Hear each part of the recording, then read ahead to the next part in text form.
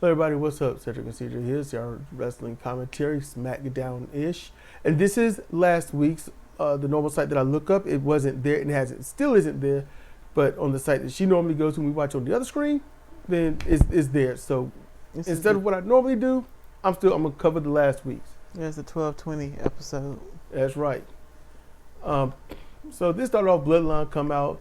Solo was advertising the major event for January 6th. And after every little 3 to 4 words he say, the crowd would be like, what? I can't believe that still goes on. I know. I guess it's a sign of disrespect or whatnot. I don't know. But the fans whatted him, and he said instead of whatting me, you need to acknowledge me. So they booed. Yeah. And they kept booing him, and then didn't take long for them to go back to the whats. But Solo spoke in sync with their whats. I think he was kind of having a bit of fun. At first, I think he was pissing them off, but then it was kind of like, you know what? This is, I'm going to do something. Yeah. So Solo said Roman can sail back to the island of irrelevancy and then acknowledge him from there. And then Drew McIntyre's music hit, and he walks in. Man, that was slow. Yeah. Very. Good grief. And Solo says that he was happy when Drew kicked his brother in the face, but he needs to have a reason to, you need to have a damn good reason to interrupt me. I'm sitting here like, you was at the end of your promo. It's not interrupting, you was at the end. Yeah. But okay, fine. But shit, he hadn't gotten to the wrap it up. They hadn't been moved to leave the ring or anything. And here he come with his slow-mo entrance. Very walking slow-mo. At 0.5 miles per hour. Dang, man. He did like he was coming out for a match. He didn't even have his gear on. I don't think all that's necessary. He should have walked to the ring like he had some business, slowed down, and then kind of circled and then got in. Mm-hmm. Drew says it causes him physical pain to not be kicking the hell out of him while in the ring with him. And so Drew blames Solo for causing him I think to miss time in the ring, causing his family pain and suffering. But he appreciates that Solo is the only one that actually stood up to Roman Reigns. And in a sense, you would think that would make him the baby face. Reigns was still a major heel. But once he lost, he became a little, you're a heel, we boo you, but you done lost. What does that mean? Mm-hmm. And Solo takes over. Reigns becomes a babyface without even being there. So Drew is conflicted because he wants to ruin Solo, but on the other hand, he needs him to finish Roman Reigns off. Okay. Then Jimmy Uso drags Drew out from the ring from behind and starts beating him down with the crutch. Drew had to run off. Good. He broke that crutch over his slow walking ass, and he had to take to the heels, and he hobbled after him with half a crutch. Yep. LA Knight, Apollo Crews, Andrade, they ran in and attacked the Bloodline to begin the 6-man tag team match. And CJ had to notice that Knight's theme has a part of Sledgehammer in it. Sledgehammer, the dancing late chickens. 1980s, yeah. Peter Gabriel. That's the name. Mm-hmm. Yeah, he had 2 first names. Yeah. And so, and we kind of picked that apart and had some fun with it.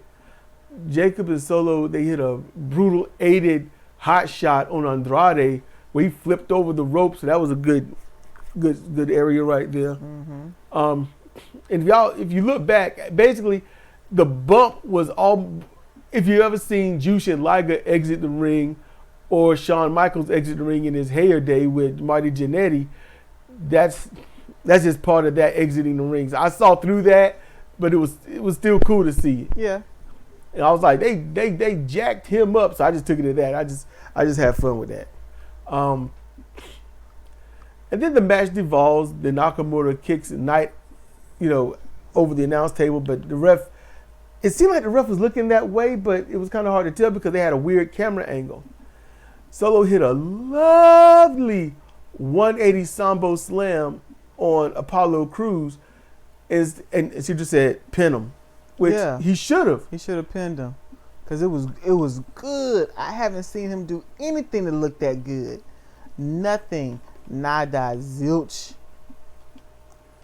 And so, but with that, he picked him up and he hit the he got the Samoan spike on him. Oh my God! So I'm sorry. The game is acting up. It's being a douche right now. So I'm trying to fight that. Okay, so Kevin Owens, they show him cut a promo holding the Winged Eagle belt, citing that it was that what he did to Cody, which is the package pile driver. It's like it's the fault of management. You screwed me out of holding the belt. You know, you all did what you did. That's how I took it. It's like, okay, I'm like, cool. And he claims that he's like, you know, how far can you push somebody before they snap? He's like, I haven't snapped yet. And I'm sitting there like, okay, so you are in your complete full faculties of knowing when you've been pushed too far. That means you know that although you've been pushed too far, you don't have to snap because you are in mental control of your limit to snap. Man. It's like when somebody says, I'm crazy. No, you're not, because crazy people don't call themselves crazy. No, they think they're in the right. They think they're just fine. I don't believe him. When he talks, I don't believe him. And he looks like an oversized, petulant toddler. I like the promo for the most part, except the part that I picked apart.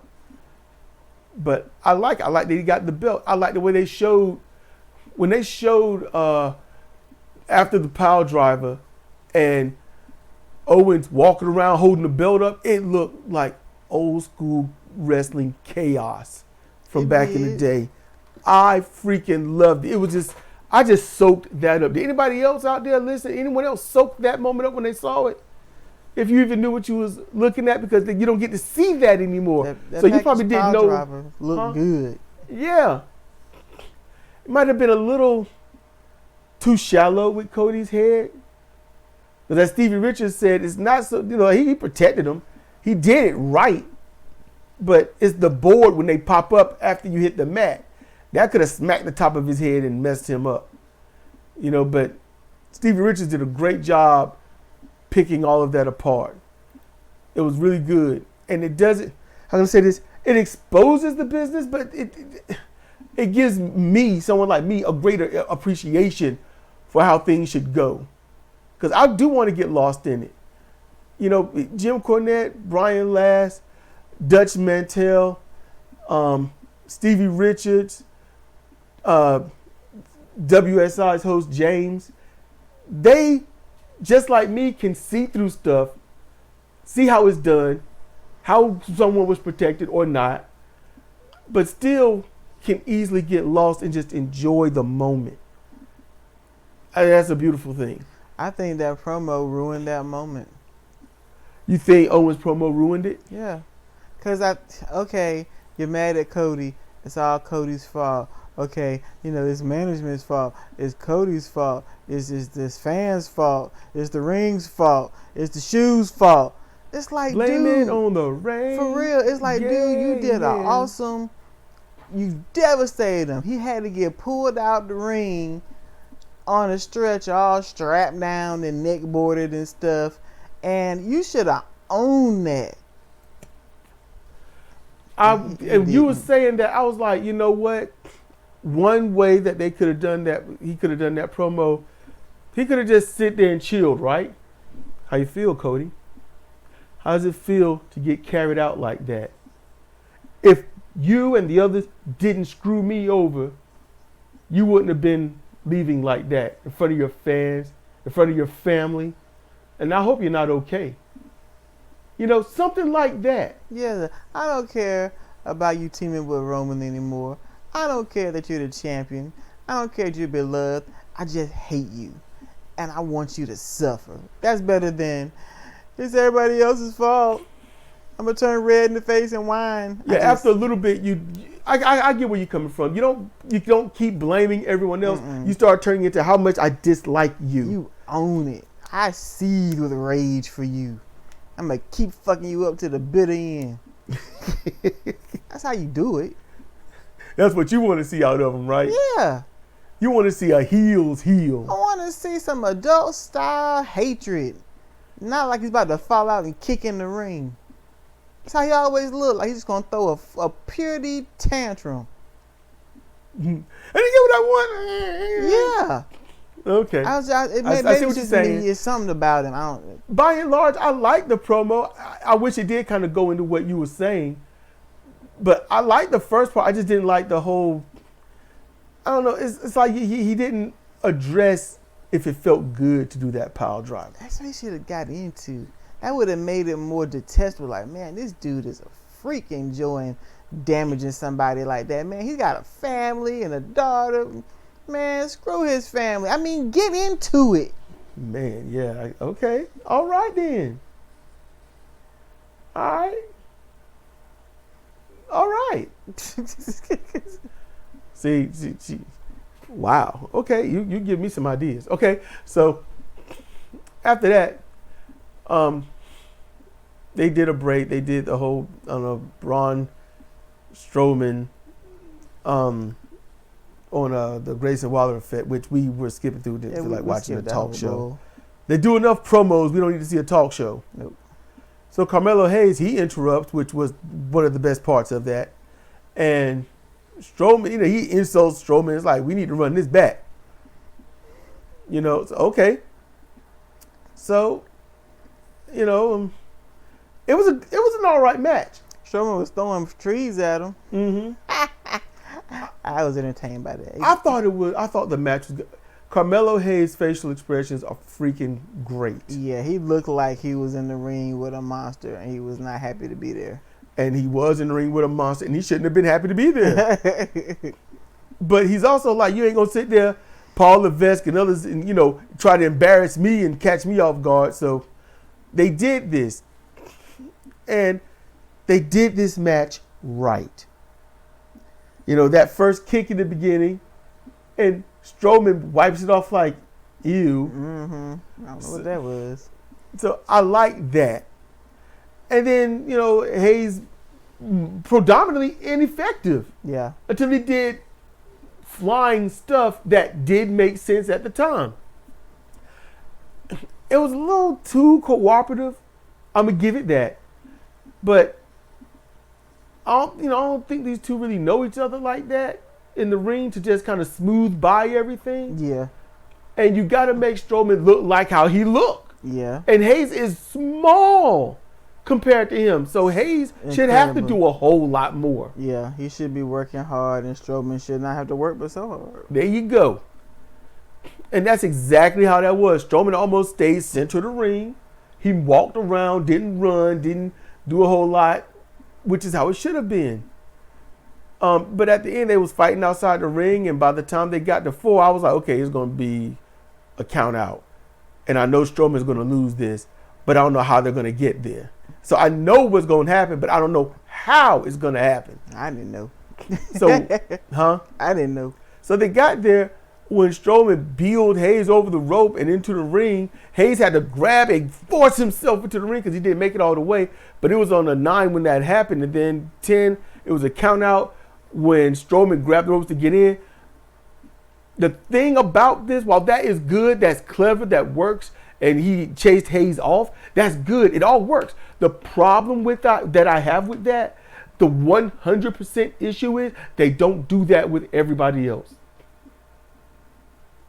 The first count out I ever saw in professional wrestling, and I apologize, I cannot remember who it was, but it was fighting outside. They got to 7. One guy got in the ring, the other got on the apron. And I think this was WWF at the time. And the guy in the ring kept beating and kicking and punching the guy on the apron who kept trying to get in the ring, and the ref just kept counting. The guy couldn't get in the ring, and it was a count out. That was the first one I'd ever seen. And I was like, that's where I was. And that's kind of what this was, but they need to do this with every single match. That's what I think. Yeah, somebody got in the ring, but you didn't. So the count keeps going. You don't break the count when somebody enters the ring. I think that's fair. Yeah, I can see that. All right. So backstage, Strowman, he's searching for a panicked and fleeing Carmelo Hayes. And he's fleeing. He's running. Yes, Hayes like, I got to get out of here. I got to get out of here. So Get his giddy up on him. after a few interruptions by some other people, the lower talent on the card, not saying that they're weak talent, but how they're used, their lower talent. Strowman, he's hit from behind with a chair in the leg and then in the back, and Hayes, he runs off. I thought it was funny. I won't laugh, but this is that thing where like, oh, this is good. That's funny. And then Strowman's not fully affected by the blows. He gets up. And he's like, man, you can see like, man, I'm just going to crush him like a bug. Hayes is playing his role beautifully. In that ring when they were wrestling, Hayes kept doing what? Being full of himself and being like Riley Freeman. Y'all see what I just did? And he got hit upside the head. Mm-hmm. All right. Next, we get Alex Shelley versus Johnny Gargano. It was a long match. It was a long match of two little dudes. It looked good. The fans weren't into it, and I couldn't blame them. I'm watching it, and I'm enjoying the technical expertise of it, the wrestling, but they're not going at it like we got a problem with each They're other. not. Man, after 20 years, you betrayed us, and you finally showed us your true face, and I'm going to go out here, and we're going to have a nice, clean wrestling match. Yeah. That's, yes. Yes. That's what happened. Eventually, Ciampa came to the ring, distracting him. Sabin comes in, trying to stop him. Shelley did a diving crossbody. Gargano rolled it over, hit the tights, got the pin. Fans didn't care. No, the fans just seated the whole time. It sounded like they were into it, but they weren't. I don't know if they had some kind of voiceover or something. They were just sitting there. Yeah, you can hear some, Nobody's to their feet. It's like, it's. It looked like they were watching an actual exhibition. It's two middle card guys wrestling before the main event. Basically. Tag team mid card, singles opening card, or lower card. Not the opening, but the lower card. Like who's ever after the opening match, them. Then we get to the main event, women's tag team title match. Bianca Belair and Naomi versus Candice LeRae and Nia Jax. And these promos. So earlier there was a thing with Jax, Ray, Stratton, and not Ray, but LeRae. The way Jax and LeRae talked to Tiffany Stratton, it made me think Stratton's gonna turn on them tonight. Mm-hmm. And then we watched the promo preview with Naomi and Belair. And Naomi, I loved her gear in this. This was cool. She matched Belair. I loved that half coat, long sleeve half coat. I thought that was cool. Yeah. Naomi's hair stood out properly to me. I loved her whole attire. All right. But the way she spoke, I was like, okay, she's gonna turn on Belair and unveil it was her that hurt Jade. He's like, I always got your back, girl, to the end. I was like, uh-oh. Forever. Yeah, forever. Like, oh, okay. I'm like, oh my. That's where I was. And she's like, let's go. And she runs through. And Belair just broke. She had to laugh. I was like, yeah, that was funny. Mm-hmm. That was funny. Naomi, not in that glowing green stuff. I took her far more serious. Yeah. I was like, here you are. I saw Naomi this time. Tonight was the first time I saw Naomi. And the match was all right. It was all right.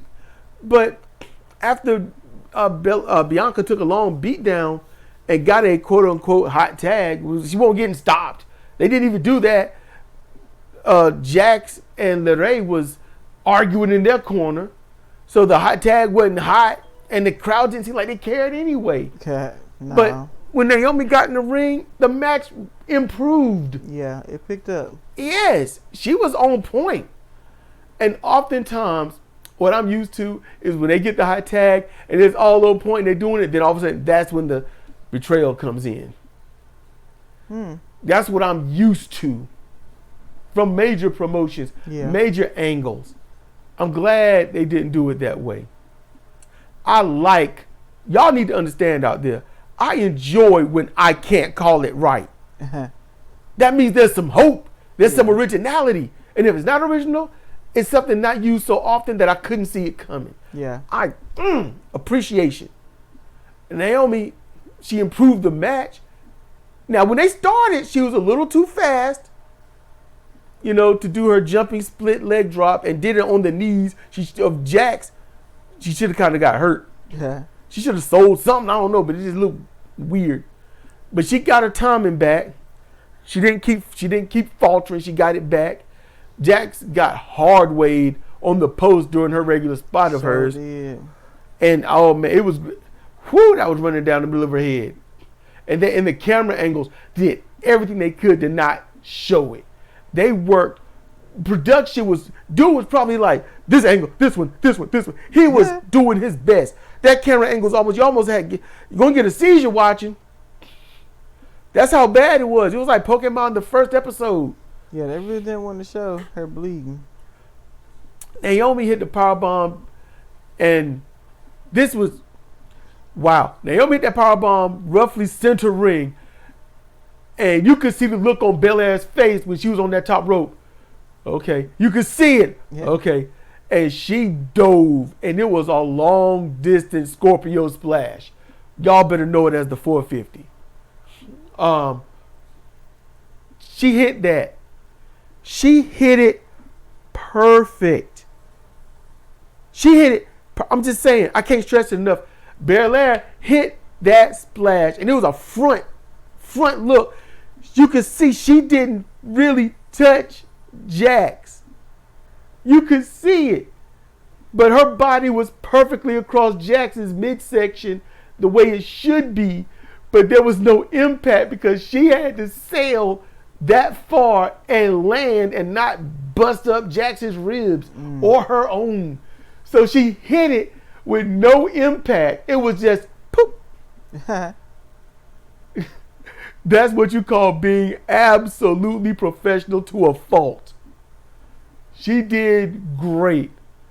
Stratton comes to the ring. She gives Jax the briefcase. Jax gets caught with it, gets knocked off. Belair dives on her. Naomi hit the split-legged moonsault on Candice LeRae, got the pin and her first title defense, and she earned it. Belair handed her that belt, and Naomi's like, you can see the appreciation. Yeah. I'm going to tell y'all this. I watched this tag team. I watch it.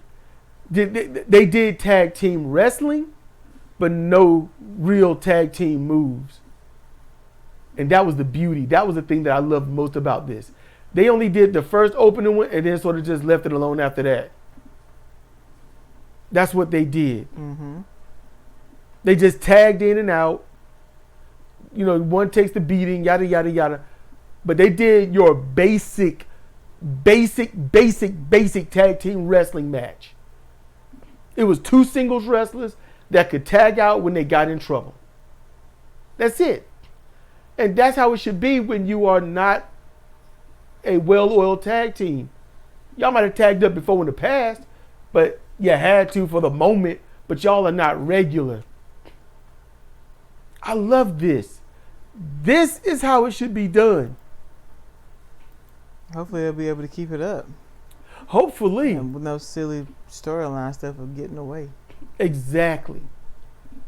So I hope y'all enjoyed this. Tomorrow I will be watching this yesterday's as of 2:49 a.m. on Saturday morning, but yesterday's Friday night SmackDown. And let us know. Matter of fact, I'll do a poll. I think I'll do a poll asking if we should cover Raw as well. That's what I'll do. I'm gonna leave it up to you. And y'all listening, whether you hear this whole thing or not, but you get at least to the end, join that poll. I want to know what you think. I'm going to need minimum of 4 votes. Minimum, you know. Yeah, some sort of participation to determine whether we're going to add this. Yes. We're going to add this to his list of things to do. Because I watch Raw every once in a while, and I'm kind of interested to watch it tonight, but any case, this has been Cedric from CRWC commentary on Friday Night SmackDown-ish. And with that, I want y'all to be cool, be chill, be safe. And we'll see you next time. Make sure you click that bell. Click it. Click it.